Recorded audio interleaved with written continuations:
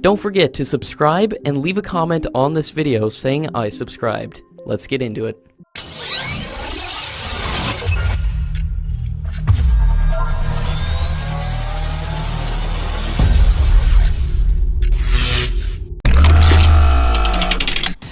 The central government has told the Supreme Court of India that the delay in finalizing the MMRCA program by the Congress government led to the induction of 4th and 5th generation jets by the adversaries, and there was an urgent need to cater to the decline in the number of fighter squadrons of the Indian Air Force. During this long period of inconclusive process, the adversaries inducted modern aircraft and upgraded their older versions, and they also acquired better air-to-air systems and inducted indigenous fighters in large numbers. According to the report, the adversaries inducted more than 400 fighters during the period from 2010 to 2015, which is equivalent to more than 20 squadrons. The center has said that the combined effect of our own reducing combat potential and the adversaries enhancing their capability made the situation extremely critical, and an urgent need was felt to boost the combat capabilities of the Indian Air Force. The center has also told that Hindustan Aeronautics failed to become an offset partner in the Rafale deal, as there were several unresolved issues between the French company Dassault Aviation and Hindustan Aeronautics Limited.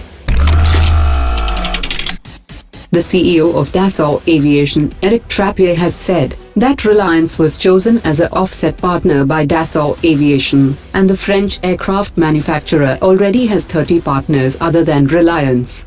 We decided to go ahead with the group Reliance, so it was totally in line with the family group to go ahead with Reliance, with one or the other company. The truth is that the Indian Air Force is happy with this deal and is very honored, as we are honored that the deal is going on. So I hope, and I do hope, and I will work for that, to continue to deliver aircraft to India. We are committed to India. According to latest reports, the next generation Akash system will begin its developmental trials by mid-2019. The next generation system will have a canister system, which will be mounted on a truck for mobility, and each system will have 6 missiles. Reports also suggest that it will have an increased range of 55 to 60 kilometers and will be a cheaper alternative to the Indo-Israeli MMRCA. The next generation version has already received interest from several countries in the region, and India and Vietnam have already discussed export of the next generation variant.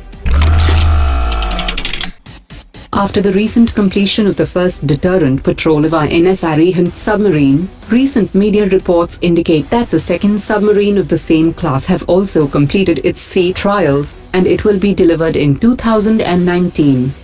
The second submarine is larger than the lead ship of the class, and will be equipped with 8 K4 systems, as compared to 4 of its predecessor.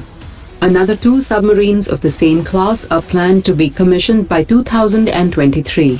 Apart from these 4 nuclear submarines, and another batch of new class of larger submarines are being planned. According to latest reports, 4 strategic studies are being carried out by the Indian government to pinpoint ways to optimize the size of the military forces. Personnel costs are a significant drain on the operating budget of the army, accounting for 63% of costs, while the modernization of equipment accounts for only 14%, and this is why the reorganization and right-sizing of the military forces has become an urgent priority.